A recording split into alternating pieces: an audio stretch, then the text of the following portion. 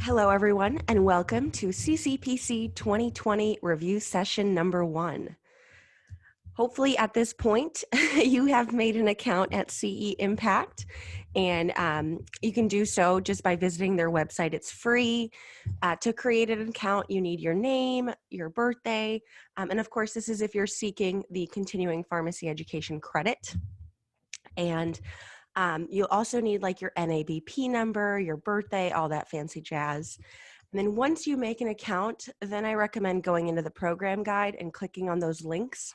That way you don't have to like type, copy, paste, anything like that. Or if you do want to just copy and paste, on the left-hand side, there's a my code or access code, I think is what it's called. And then when you enter that in and hit submit, it adds these courses to your My Course. And that's where you'll complete the post-assessment questions as well as the required program evaluation. So with the post-assessment questions, you do have 2 attempts, and I do believe it's a 70% passing grade. And so we really created this first session before the due date for the live CE, which is tomorrow. And that would be for day 1. Day 2 is technically due on Monday, but just do them all at once. Day 1 is definitely harder. And so for that, I apologize. I'm actually blaming Dr. Sulak on that. And so that's his fault. So we will see. We're going to go through some questions. I had a lot of emails, communication, whatever, about the post-assessment questions for day 1. So I'm just going to kind of help you figure out the answers. I cannot tell you the answers, but I can help you where to look, help you find it. So the first question that people had questions about, and I'll be honest, some of these questions, it's kind of my fault. I was supposed to review them and make sure all the info is actually in the slides and not just verbally presented. But this should hopefully help serve as a guide to help you find those answers.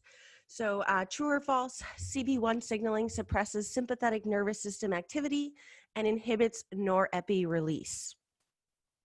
So I won't give you the answer, but it is in the endocannabinoid slide deck by Dr. Sulak, and it's on slide 18. I'm sorry, 28. Ooh, goodness, I'm blaming this on being 8 months pregnant. So, and you will also get these slides as well, but if you do have a question, I have my participant screen up. And so I figured out there's a way to raise your hand. So when you raise your hand, it like shows me that you have a question, and then, excuse me, that can also help me stop in case you do have a question right now. All right. So next, 2019 study found lower levels of circulating endocannabinoids in, and then there's like a few different options like epilepsy, breast cancer. I forget what the answer choices are, but this one is on slide 63. So also part of the ECS slide deck by Dr. Sulak.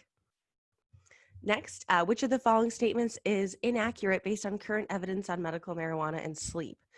This one was a hard one, I'll admit, but this is part of the palliative care presentation by Dr. Ruggiero, and this one is on slide 34. And so this one, it doesn't list it out directly. The way that the slide is written out, it's like poor methodology, and that's really the only hint I'll give you.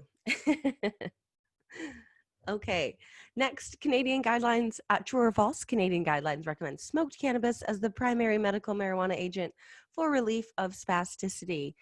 This one comes directly from slide 27 of the palliative care slide deck. And so just read what it says on the slide, but that one was a little bit harder. Dr. Ruggiero's slides had like overlapping things, and I think that made it hard for some people to follow along. But if you do download the actual slide deck and not just like the PDF version, you can like, click next, and the animations will kind of go with you. And so makes it a little bit easier to find things. Next, which of the following is true regarding cannabinoids and opioids? Back to opioids with Dr. But I'll give you a hint. If Dr. Sulak has an all the above answer choice, it's pretty much the answer he wants to go with. So I just got a notification that my internet is unstable. So hopefully you guys can still hear me. If not, please feel free to chat me away. Okay, so that one, all the above is a great answer choice for Dr. Sulak's questions, and that is from the opioid slide deck on slide 18. Next, in human experimental models of pain, how many milligrams of oxycodone produced no analgesia, but adding smoked cannabis to this dose produced an analgesic effect? Also, opioids with Dr. Sulak, and that is on slide 33. We're almost done with day one. We're doing great. Day one was definitely harder, as I said. Another opioid presentation by Dr. Sulak. Question. A single high dose of CBD taken once daily for 3 days was shown to reduce cue-induced craving and anxiety in heroin users. Slide 57. So just remember my hint. Dr. Sulak loves all the above. I think in pharmacy school, we love answer choice C. It's good to find the patterns. All right, next. Oh, this is mine. I apologize. I did not do a great enough job putting this on the slide directly, but I did verbally say it. But true or false, paradoxical reactions are unique to cannabis medicine. So if you remember, I did provide an example of another medicine that's commonly used, and it has paradoxical reactions in pediatrics versus adults. But that's technically on slide 13. Also in the toxicity slide, also slide 13, cannabinoids exhibit biphasic effects, meaning, and I think this was a little bit confusing for some people. It's biphasic is different than just having variable effects. So variable effects is like if I take something and I feel a certain way, and then you take something and you feel a certain way, a different way, that is variable effects. Biphasic is typically referring to one organism. So hopefully that hint helps when it comes to the biphasic effects. And that will also play into the competency exam. So definitely an important concept to understand when it comes to cannabinoids and their effect in the body. Next, all of the following are formulation-specific side effects except, so here what you want to do is, cross them out. If you find one that is a formulation-specific side effect, and this is found on both slide, mostly slide 14 is the formulation-specific side effects, but then once you cross them out, you're left with like 2, and then only one of them is only not a formulation-specific side effect. So that's where you can refer to slide 13. So very important as well, because you have to identify, is this a formulation specific side effect or a cannabinoid side effect? Because that will help determine our recommendation to alleviate those side effects. In which case would adding CBD to the ratio of THC ameliorate potential side effects? So I technically wrote this question, but then I realized it wasn't actually in my slide deck. But it is in Dr. Klumper's slide deck. So Dr. Klumper saved us. It is in her phytocannabinoid pharmacokinetic slide deck on slide 60. And then again, very important when it comes to what the content of our competency exam is, which we'll cover at the end of the session here. And then THC polymorphism is documented with which CYP enzyme? That is directly on slide 20. So hopefully that helps you figure out which one. Excuse me. And then a high fat meal increases THC bioavailability by, and you can check that on slide 24 of Dr. Klumper's slide deck on phytocannabinoids and pharmacokinetics. I think we have 2 more. Which of the following is a weak partial agonist at CB1 and CB2? This is also from PCPK with Dr. Klumper's on slide 56. So I know it's something that she kind of went through a little bit fast, but it's just good to know the pharmacology of things and what effect they might have. Okay, great. So we're done with day 1. Look at us go. That was honestly, I know it was a little bit anxiogenic for some people, especially I think, we have such a high degree and desire to perform well. And then when you do that first test and it didn't go well, it's a little bit challenging. So by tomorrow, you do need to submit day 1 post-assessment questions and the program evaluation on ceimpact.com. And then by Monday, you have to do day 2 for the live component. Technically speaking, Making Cannabis Medical, that's the self-study. That one is a home study. So your deadline is like August of next year. So you don't have to do it right away, but it will help prepare you for the upcoming competency exam. And so make sure you go through it. Make sure you reach out if you do have questions. I didn't put any questions about the making cannabis medicine here just because all the questions have to be in that article. So hopefully you guys know how to control F to find the answers. But yeah, some of them were a little bit challenging. So feel free to reach out if you do have questions because we're here to help. All right, so day 2, in a cohort of 791 patients greater than 65 years old in Israel, the most common adverse effect of cannabis was, and this is, again, Dr. Sulak with these hard questions. This is from his geriatrics presentation on slide 6. So he does list out the incidence of each adverse reaction. And so just pick the one that has the highest percentage. Next, which aspects of cannabis and the ECS are responsible for tachycardia as an adverse effect? This one was kind of challenging because it wasn't spelled out very clearly. You had to kind of use what you learned from day 1 and apply it to day 2. But this is on slide 35 of his geriatric slide deck with Dr. Sulak. And so the question is phrased like, is it it's THC or CBD, and is it via CB1 or CB2? So you just have to remember for day 2 questions, we're looking at those more complex patient cases, more, elderly, pediatric, things like that. And so you kind of have to frame it with that mindset. This one I got like 6 messages about. So in a large population survey, the question did not specify in the elderly, so I think that's what confused most people. But which class of medications was most frequently substituted with cannabis? And this one, it's very indirect, but technically the answer is on slide 10. And you just have to use like process of elimination as to which one he's referring to or which one is the right answer. And I'll tell you, there's a crisis in this country with it. So hopefully that serves as a nice hint for you.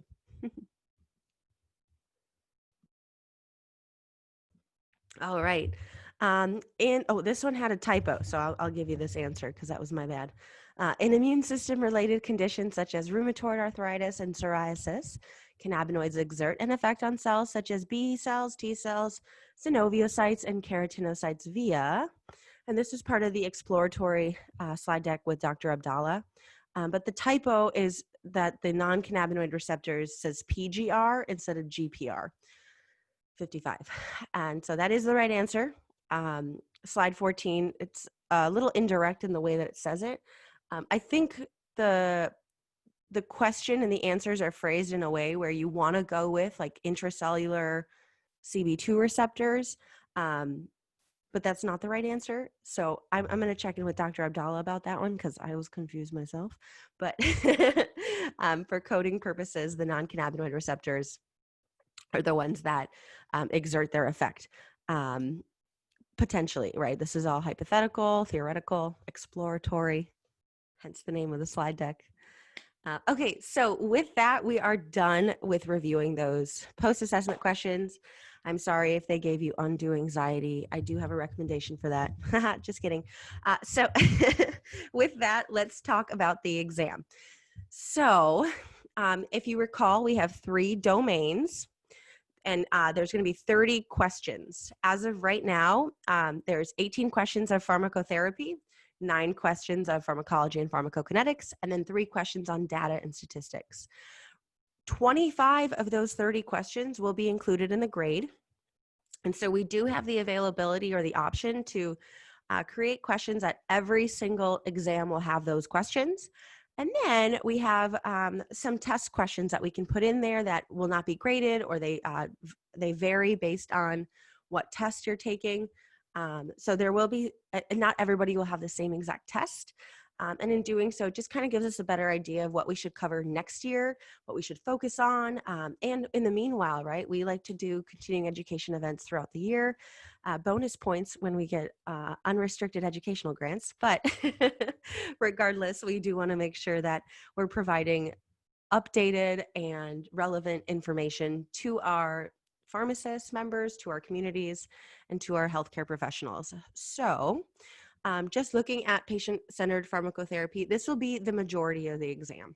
So really looking at side effect recommendation, drug interactions, and more so like, what do we do when there's a side effect? Not just identifying, is this a side effect, but what is our next course of action?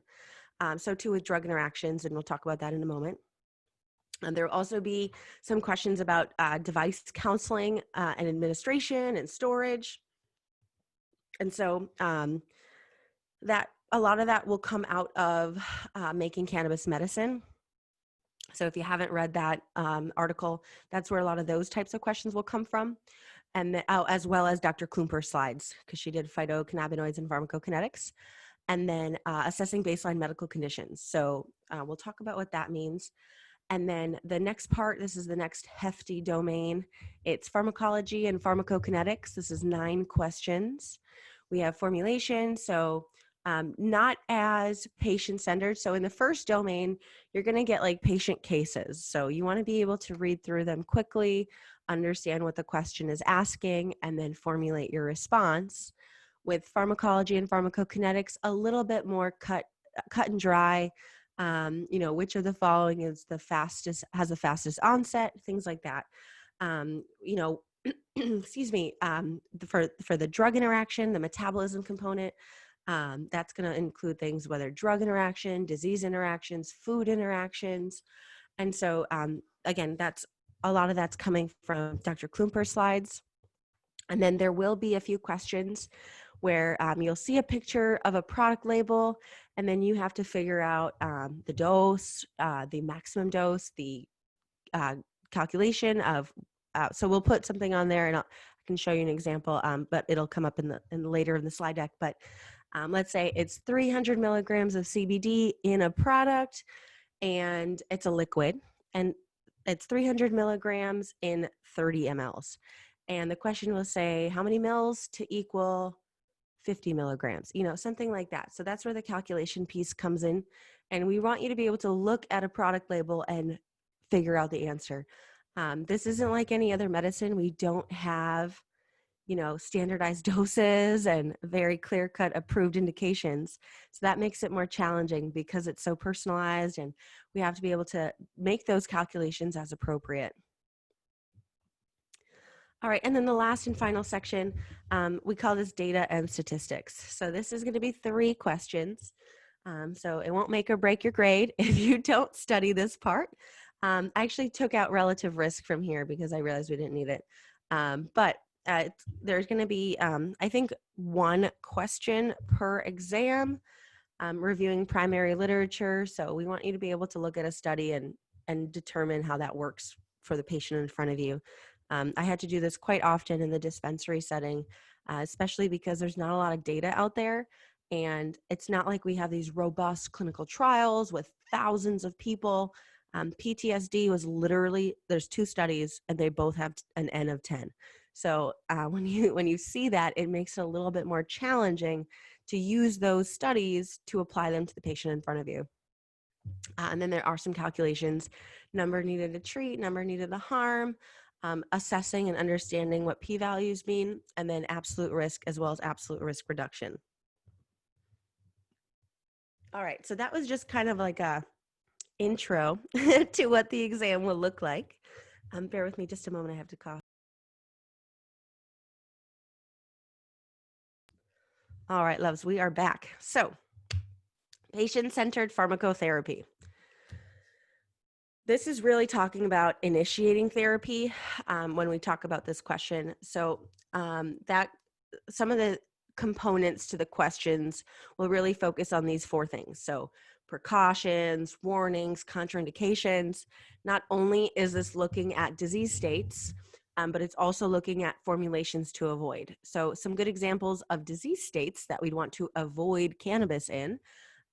We do not want to start in pregnancy. That would be definitely on the warning contraindication side. There are exceptions to this rule, of course. As pharmacists, we are not physicians, so we don't start therapy like that, but we can definitely recommend against it and hopefully obtain the right informed consent paperwork from a liability standpoint. But that would be one example of a warning contraindication. Another one could be if someone's has angina or angina, they've got that chest pain, they're not stable with their mental disease states, whether they're going through an active bipolar mania, just some things to look out for. And then for formulations to avoid, again, this will be framed in a way that's looking at a patient case. So it'll have like an example of, let's say, you have someone that's treating like a widespread, let's say a bone metastasis. So they have bone cancer, all the bones in their body hurt, let's just say. In those situations, it might not be very effective to use like a topical cream when they're having these systemic wide symptoms. So looking at from a disease state perspective, as well as which formulations to avoid. And then another good example I have is lung cancer, and they have extreme shortness of breath. They can't take a deep breath. We're not going to recommend inhaling. That just wouldn't be smart advice. Next, when it comes to initiating therapy, you have to identify in the case, is the patient cannabis naive or are they experienced? Because if they are experienced, we want to try to start them as close to a dose that we can, versus if they're cannabis naive, we want to start low, go slow, and we'll still incorporate that start low, go slow mentality with an experienced cannabis user. However, they know what it feels like. They're going to be less likely to be scared or anxious of those mind-altering effects. Whereas with a cannabis naive patient, if they've never used cannabis before, it's a little bit scary. And so we want to try to ease any of those anxieties, which can also help kind of prepare them for that mind-altering effect and hopefully reduce the psychogenic, anxiogenic properties of cannabis. Okay, so part of understanding if they're cannabis naive or experienced, that will help tie into our appropriate starting doses. And so if you got this understanding from when we did CCPC, really all the symptoms, nausea, vomiting, pain, sleep, they all have the same starting dose. The only one that would be different is looking at CBD for seizures. So, and that one, again, it's part of the slide decks. I don't remember whose slide deck.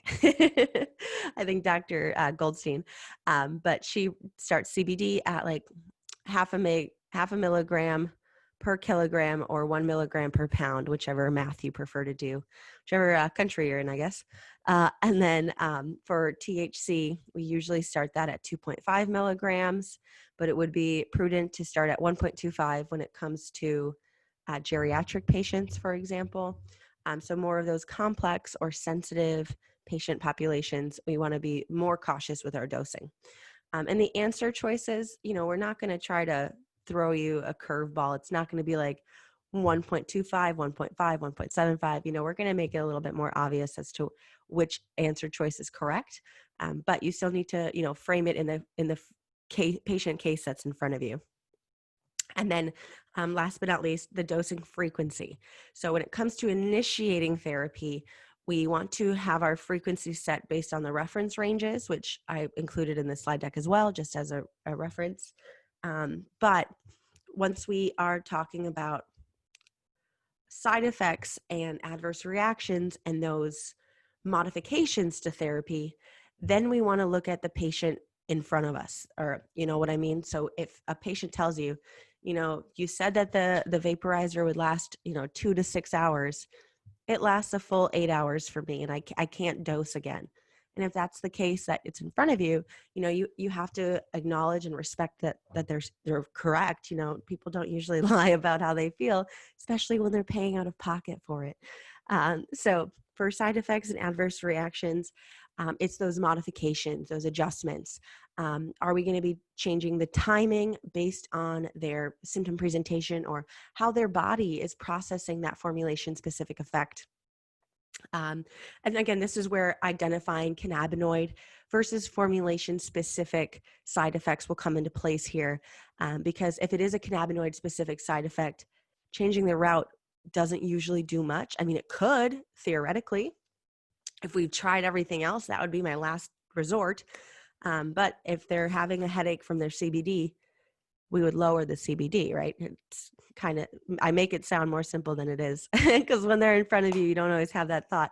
But adjusting ratio, a great example is if the THC is causing them relief, but also some psychoactive impairment, we would want to increase the CBD and see if that helps reduce that impairment. So dose, ratio, timing, or route. And when I dose, when I'm doing these consultations, I'll call them, and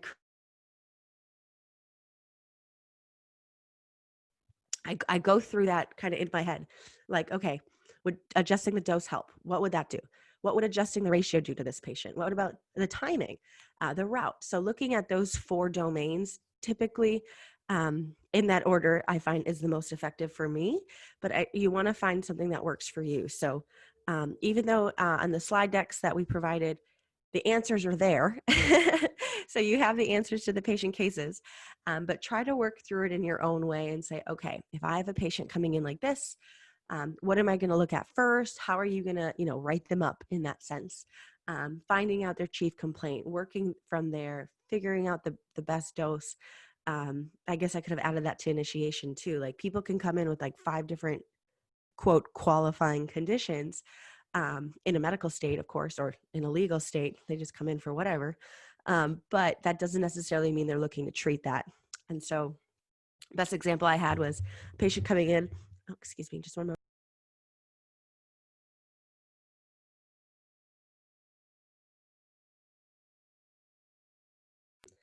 So sorry, my nieces went to daycare, so they are my little bioterrorists.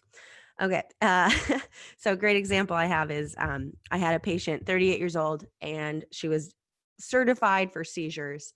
But when she came in, I realized that she actually had a brain tumor, and the doctor was afraid that she was going to have seizures. So he certified her for that, but she was really just looking to eat and sleep. And so when it comes to that, like having that conversation with the patient, and if you are in a medical state, most states, most dispensaries already have like an intake questionnaire where they're asking the patients, what are you here for?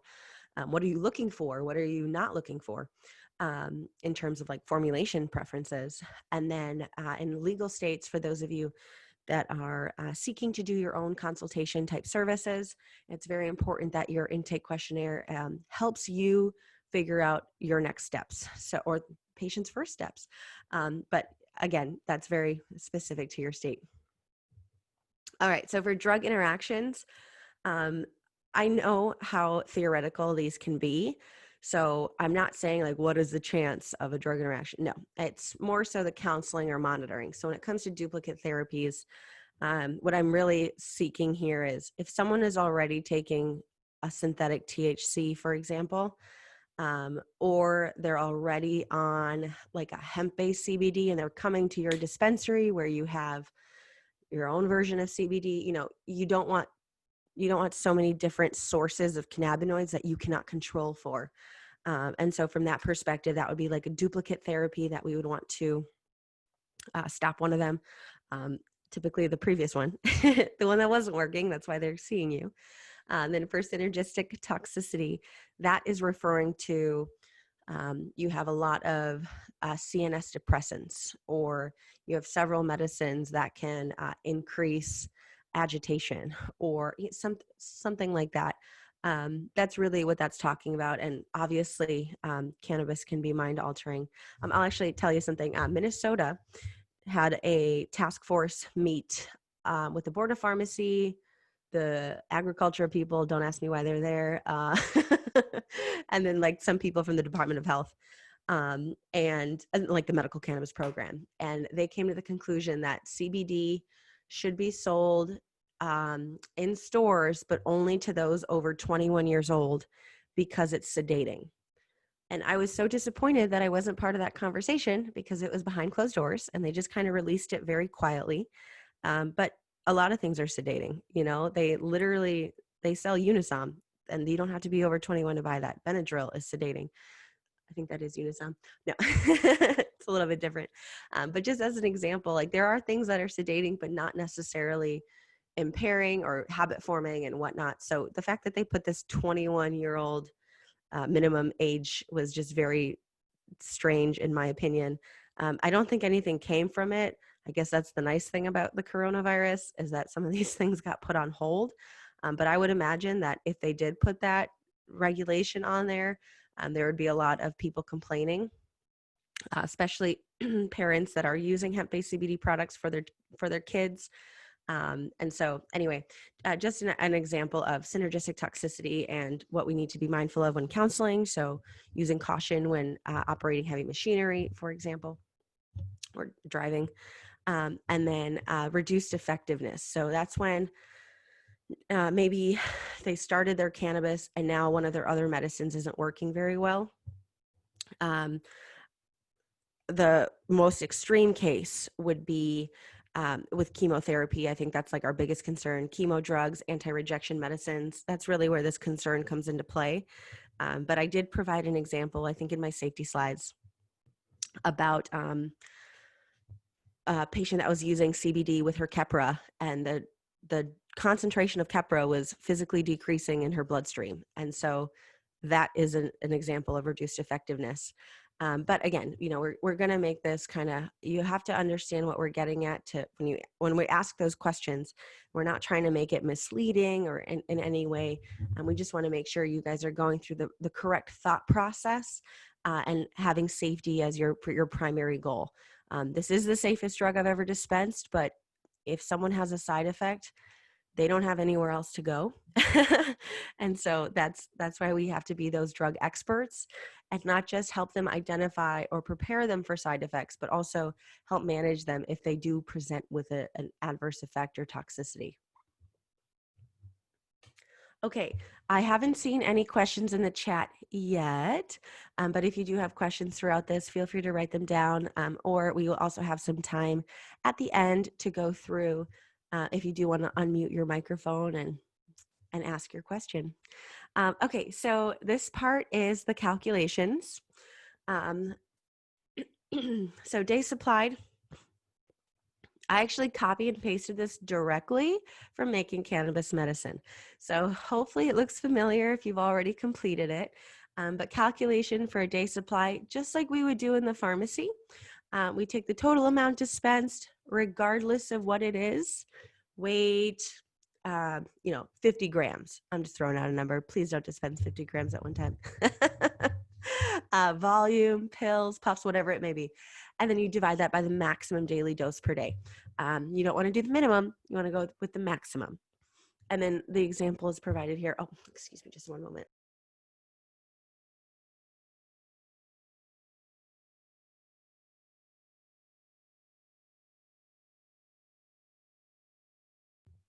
Okay, loves. So again, this example is taken directly from MCM, Making Cannabis Medicine. But if a tincture contains 300 milligrams per 30 ml bottle, and your dose is 0.2 milliliters to 0.5 twice daily. So not only are we looking at the actual dose of administration, but we're also factoring frequency. And so that's the maximum, 0.5 twice a day, that's 1 mil. So that's 30 divided by 1, that's a 30-day supply. And so that's just one example of calculating day supply. We'll talk about some others as we move forward.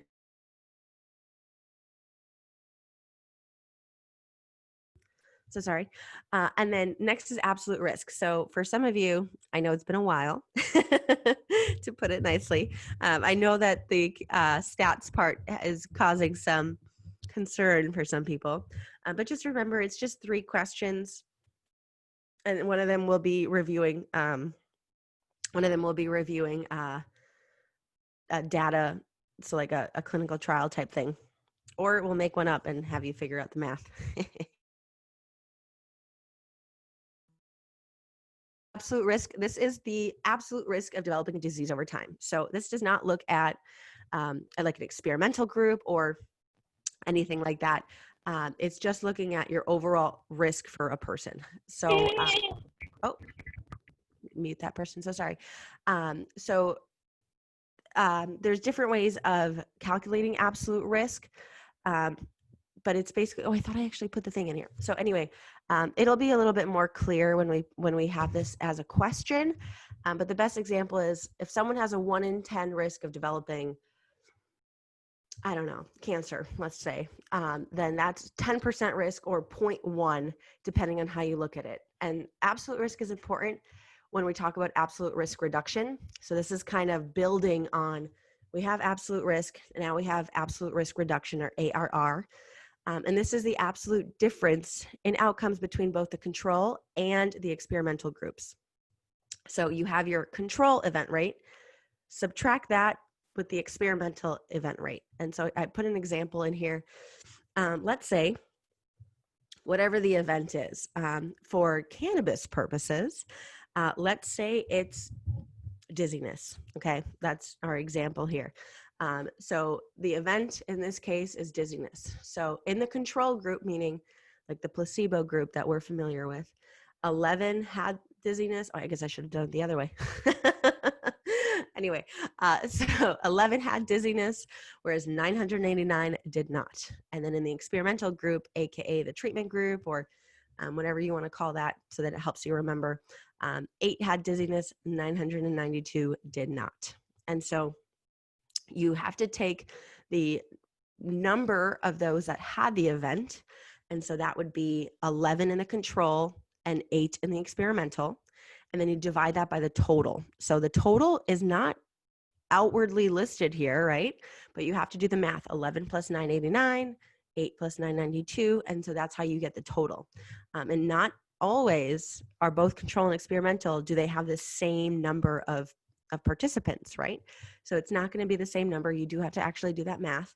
But then you're left with this decimal, 0.011, 0.008. You subtract the control minus experimental, and then your absolute risk reduction is 0.003. So that is how that calculation is done. And that plays into number needed to treat or number needed to harm, depending on the way the question is phrased and what outcome you are calculating. So number needed to treat, hopefully this is familiar to y'all. The number of people who need to take the number of people who need to take the treatment for just one person to benefit. And then for number needed to harm, the number of people who need to take that to experience at least one person to experience harm. And so the easiest way to do this is take your absolute risk reduction, so your ARR, and then divide that by 100. And so I don't know if I have to see how the test is phrased, but I don't know if you can have like, what's the term? Like a stack thing. Like, I don't know if one of your stack questions will be ARR, and then your next one is number needed to treat. I think though, what we will probably do is provide you with the ARR if you are doing a number needed to treat calculation or number needed to harm. That way it just makes it easier. But it's a pretty simple calculation if you know what the question is asking. So I wouldn't be too concerned about those. And then p-value, this is probably the easiest question if it comes up on your test. So it's just, you have to remember p-values just determine statistical significance, which is different than, clinical significance. But regardless, it has to be less than the predetermined alpha. And alpha is usually set to 5% or 0.05. So if your p-value is less than 0.05, let's say 0.03 or 0.0005, then your results are statistically significant, which again means a lot. I didn't want to go into power and all that jazz, just because that really kind of takes this down a different route. But we do want to be able to make sure that we can evaluate and apply that to our patients. The best example I have of when I have to do this, it was my first ALS patient, 32 years old, and he wanted to know if there was any studies or any documented benefit in literature about using cannabinoids and which ratios to actually reduce the progression of ALS. And if you know how cannabis is studied in this country, we focus on the harm and its abuse potential and its detriment to society. So it's very difficult to find those studies and let alone, what products they use. Because a lot of times they'll just say medical cannabis, and then you don't really know the ratio, the dose, but that's not really the scope that those studies are trying to prove. So anyway, any questions about stats? I didn't see anything in the chat. And we're almost done here, I promise. So for resources, these will not be provided during the exam. So it is prudent that you memorize these and understand, okay, can we use a calculator during the exam?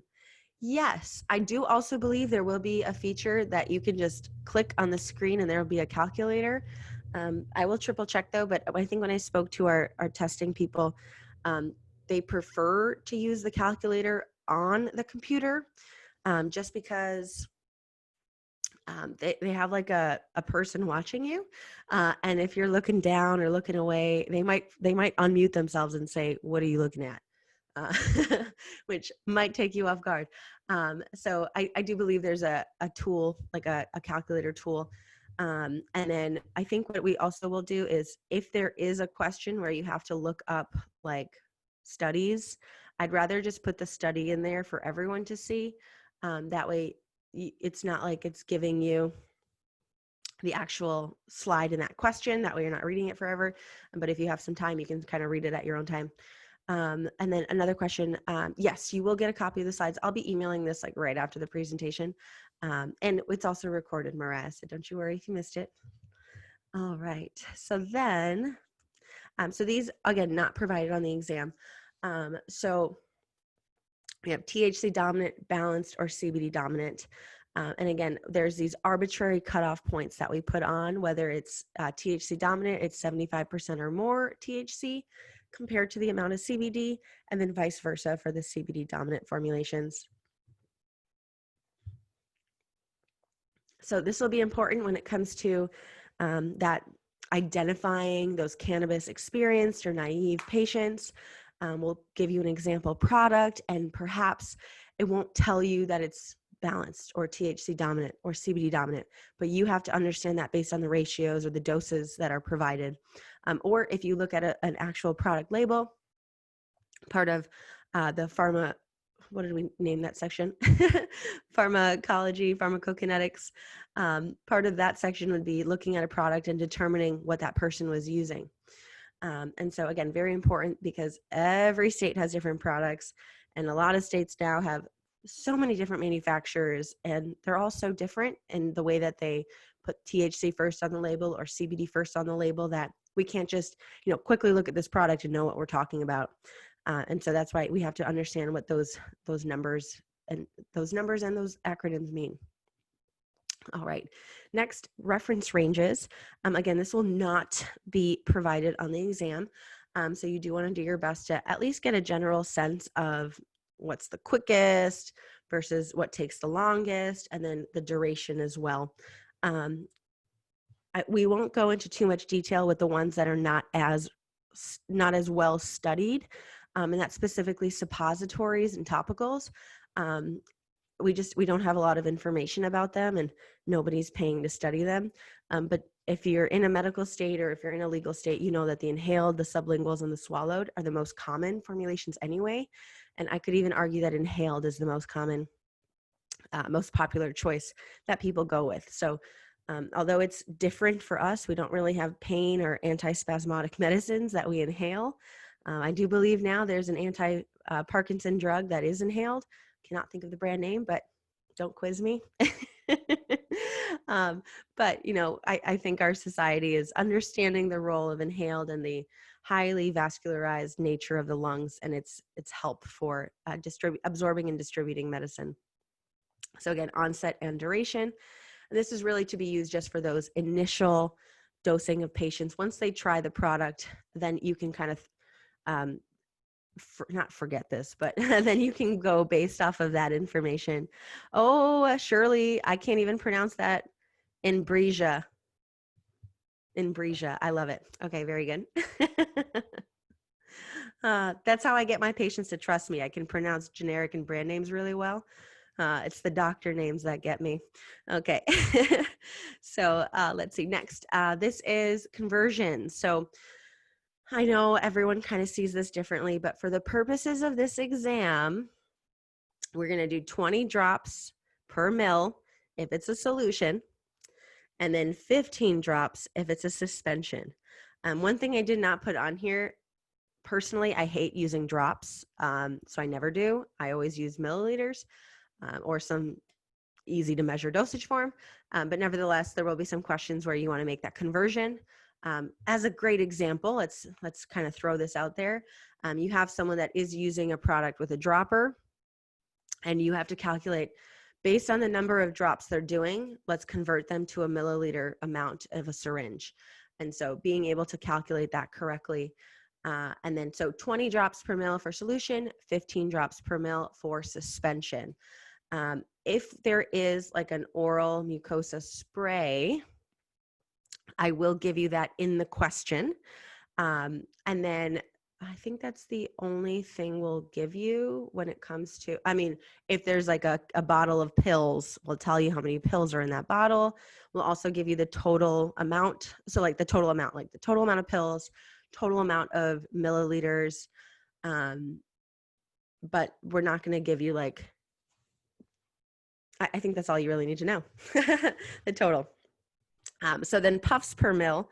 50 to 100. And remember, we always use that lower number for calculations of day supply. And then let's say, for example, they're using, and this I should say is per mil. So this is looking at concentrates. I'm so sorry, I should have specified that. So with concentrates, we have puffs per ml. And so we want to use that 50 number when we're using the calculation.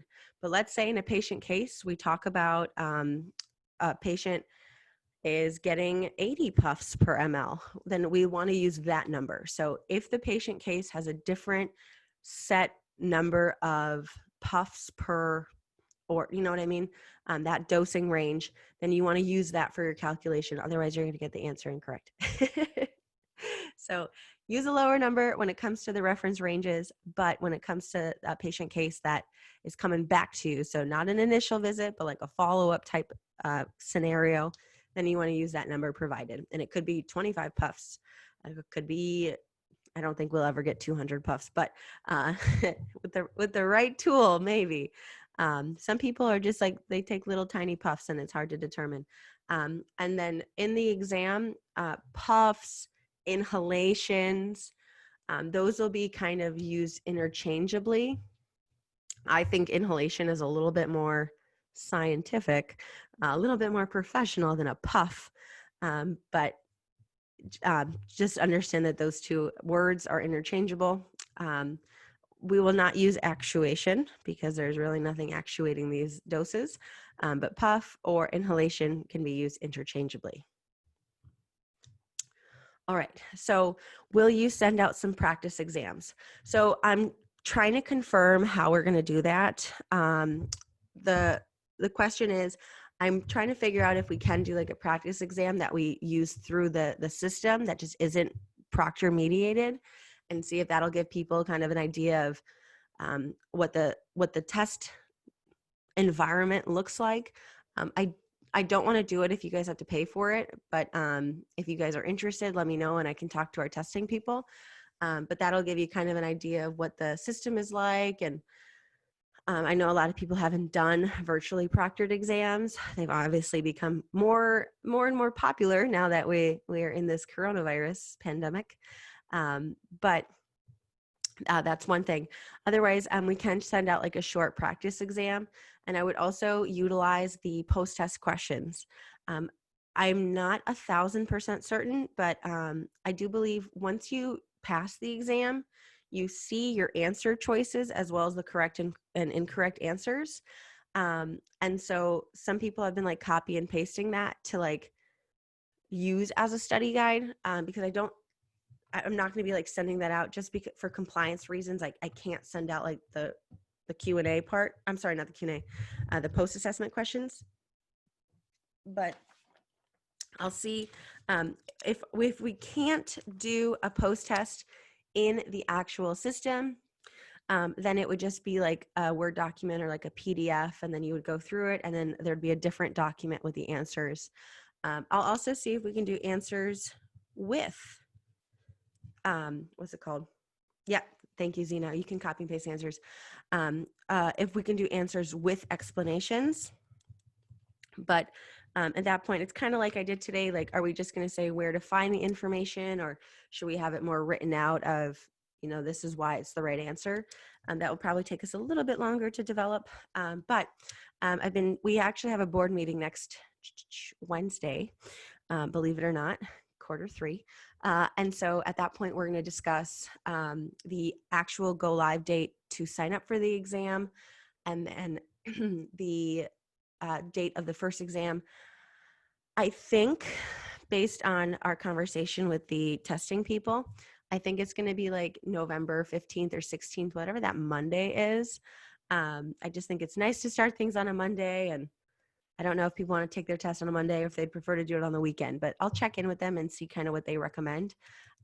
It's virtual proctoring, so you do sign up for a time, and then I always recommend just, arrive, turn your computer on like 5 to 10 minutes early. That way we know it works and things like that. And then when you sign up for the test, so for those of you that, all of you completed it. So for those of you that completed CCPC 2020, November 15th is a Sunday. Okay, so the 16th. So for those of you that completed the 16-hour course curriculum, you'll get a link to register for the exam. And then that's where you go in there, put in like your name, your email. I don't know if they need anything else. And then I have to see it from that side. But then you go in there, and then you can like pick a day and a time slot. Right now, it's 30 questions, 1 hour. So remember, only 25 of those questions will be graded, and that's to help us determine what exactly we should cover next year. Should we go into more detail on some of the things we covered this year? We already have to start planning CCPC 2021. And so the next part is, so 25 questions. And then I had a question. Yes, you do get a certificate. And when you signed up for the competency exam, that was an example of what it'll look like. There's just a few more signatures on there, as well as the date that you got that certificate.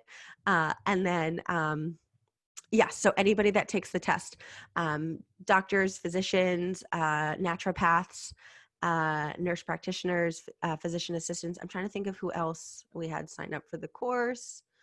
That would be part of that. I feel like there's certain medical professions that provide clinical advice to patients, and then there's certain ones that don't. Like, I don't see a physical therapist recommending drug therapies to patients. So I don't know if they'd be the most appropriate to take this test, nor, I don't know, would they get the calculation piece right, So just as an example, we do have it currently set to, quote, healthcare professionals, but it doesn't specify, like, I don't expect a social worker to do this type of exam, whatever. And so I should clarify, the start date for the exam will likely be November 16th. I will see if we can do it like a Friday to see if people want to get it out of the way for the weekend. But once the start date is live, you can pick any day and time thereafter. The exam is an hour. We do have disability accommodations if you need extra time. For those that are hearing or vision impaired, I think there's a way that the thing can like read it to you. And there's also like a larger font thing. So those are the 3 disabilities that I'm aware of. But I could be wrong. There might be more. I just have to check in with them. It's all in there like fine print, which you will get to read at your leisure. And then, is the test open book? So technically yes, but there really isn't any need for you to look elsewhere. The only things that you will not have for the exam will be, let me clarify open book. So when there's a preceptor remotely proctoring you, That's what it is, not a preceptor, a proctor. Sorry. I just said goodbye to my intern. Okay, so when there's a proctor watching you through your webcam, they don't want you touching your phone. That much I know for certain. They don't want you, I know that one was the thing. I think we can set the rules on what you can and cannot open. Like he was like, well, some people like, you know, copy and paste the questions into Google. And I'm like, these are not on Google. These questions will not be on Google. Plus the fact that they're rotating, I think also helps kind of prevent, I don't know what they call it, cheating, plagiarism. I forget the term. But anyway, so I will have to triple check. I'll just put a little thing in here. And I will get back to you on which part is open exam. Ideally, the only things you would need to look up are the reference ranges and then remembering the calculations for the stats. But hopefully, you know, we are able to memorize those. And the other thing is, you know, if you have an open book test, you're spending time looking up those resources. And with 30 questions in 60 minutes, you really only had 2 minutes per question. So that should try to motivate you to study beforehand. But I will look into the open book component and see what specific nuances the proctors will allow versus not allow. We're trying to do this in line with like other board certifications. So that's why it's remotely proctored. We also want to make sure like it has the highest integrity. And then also for the like I think they call it rotating questions, or there's like a question bank. And then some of the questions will be random. Some of the questions, everybody will get to see those same questions. So there will be some continuity between the exams, but most of them will be quite similar anyways. And then any other questions? We're doing great on time. I'm so impressed. I have a little to-do list for me. I have to look into the open book as well as the practice exam piece and see what of that we can do. So what is the pass mark? Yes. Pass mark, I think will be set to 80%. I will have to confirm with my board. Again, we want to do it in line with other board certifications. And I think they do 80, but it could be 70. I'll triple check though, but shoot for 80, right? Shoot for 100. My mom used to always tell me, I'd like call her before an exam, like kind of nervous. And she'd be like, well, just read the question and then answer it. Like, I don't know why this is so hard for you. And I'm like, you really don't get it. Oh no, she'd say, just read the question. That's all they're asking. And I was like, shh. And then can we retake? Yes. So you can absolutely retake the test. There is no limit there for that. I can check to see the turnaround time. I don't know. I'm pretty sure the answers, like your scoring, your grading is released like within the hour, if not immediately. But I'll check into that because that would just determine how quickly you can sign up to retake the test. But I will make sure that that's part of the FAQs, and we will be posting that to our website, as well as when you get the link to register, it'll have like all that information for you as well. So I have some to-do lists for our board next week. Good. I didn't want them to think their work was done now that CCPC 2020 was over. And then what else? Any other questions from anyone?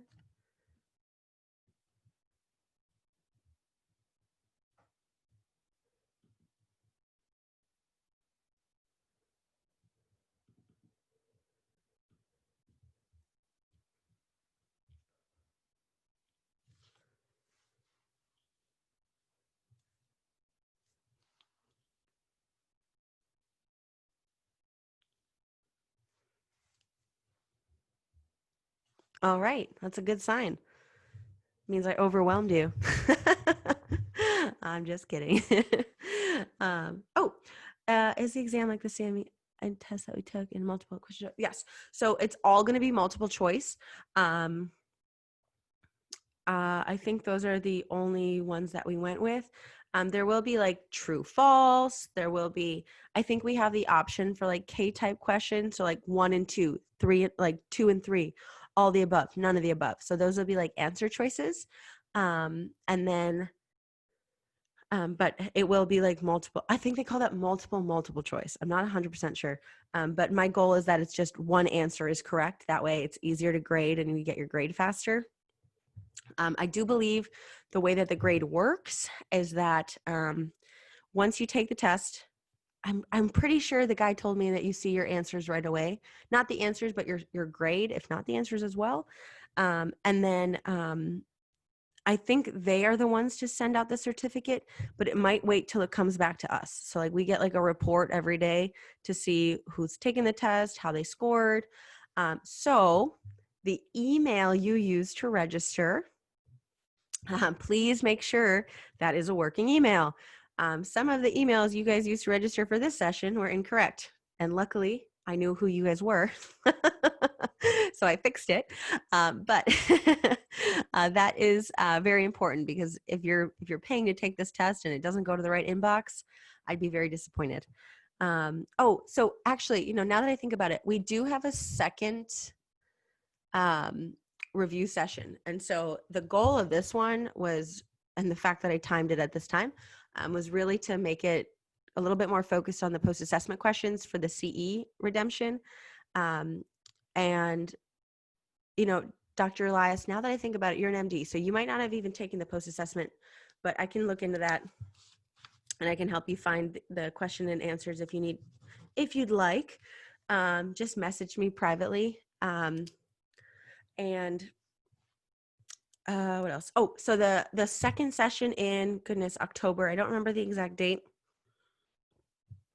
Cool. You messaged me privately. Okay. So I don't remember the exact date in October. I'm sorry. But I do think that we're going to have more focus, or more, I'll just say focus. There's going to be more focus on like the patient cases. I know those are like the hardest for people because it's a conceptual thing. And so maybe at that point we'll do like a practice exam. And also if you do have questions for that time, feel free to email them beforehand. I do try to email or respond either myself or the actual speaker that did that presentation. That way you get like the best answer. Most of our speakers created the questions, and so they're kind of the best source of truth. And then the other question, you send the link to the exam to everyone. Yes, so the exam link, the sign up for the competency exam will be sent. There is a charge for it. I don't know the official charge yet. My board is voting on that Wednesday, but I would imagine it's somewhere around $200. So try not to fail the first time. Do it right. Take the time. That's why we're giving such a hefty cushion between taking the conference and taking the test. We want to make sure you feel confident, you feel comfortable. I think it also kind of reflects poorly on us if the content didn't prepare you for the material. The material didn't prepare you for the exam content. So we want to make sure that you guys feel comfortable, confident, and when you're done, you feel very confident in yourself and your clinical abilities. That to me is like the most important part. I would joke and say, most of it's confidence. People come in with side effects and you're like, oh yeah, this will make you feel better. And then they believe it, and so placebo is one hell of a drug. It's also the safest drug that I know of. But if we can provide effective results without undue impairment, I think that is, one of the best things we can do for our patients, our societies, all that. Okay. Any other questions? We're a little bit past time. Do I recommend any other literature to study for the exam? So technically speaking, all the exam material is coming from the conference material. So you wouldn't need to look at anything else. So I would just focus on the conference slides, as well as I'm going to see for the next session in October, I'm going to see if we can do send out the practice test beforehand. And then for those of you that feel like you need additional help or you want to help the walkthrough, then we can do that in the October session. That way we have a little bit more structure to that. I'll see if we can do that. Send in advance. And I would recommend for the practice, I think I'll do that. I'll see. I think I can do that. I'll send it in advance. And then for those of you that need additional assistance or you have additional questions, we can then meet in October. And I do recommend for those of you that are doing the practice test at home, time yourself. You know, see if you're looking things up. What are you looking up? That way you can kind of focus and study that material a little bit more. Time yourself because you don't want to have more than 2 minutes per question. I don't know how long I'll make the practice test, but I need to make sure we can cover it in the hour for the review session. But that will be my goal. I'm going to send out the practice test in advance. It'll have the answers, but if you're looking for explanations, then you can join us back in this review session. And then some other things I will confirm at our board meeting next week. The pass mark, I can't remember if it's 75 or 80%. I have it written somewhere in my meeting minutes, but I don't want to dig through them right now. I will also confirm whether or not our test people will allow us to do like open book, or if that'll just make it harder for the virtual proctor or the remote proctors. And then also the turnaround time for the grades. And that will then tie with the retake time duration. I don't know, but how quickly you can sign up for a retake if needed. I know like on the board exam, like the law exam, you need to wait 30 days. I don't think it's going to take that long. But I also want to make sure, you're not taking this test every day and having the same result. I want to make sure, you're getting something out of it and understanding where you went wrong and how to make it better. So with that, I will be emailing these slides out. And then, yeah, thank you everyone for your time. I appreciate you guys meeting here on a Saturday.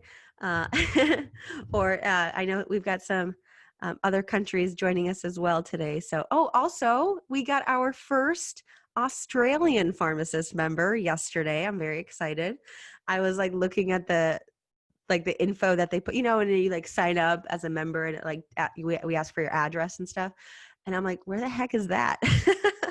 And then I see the AU. I'm like, oh, wow, Australia. Cool. So anyway, Poland, there we go. Love it.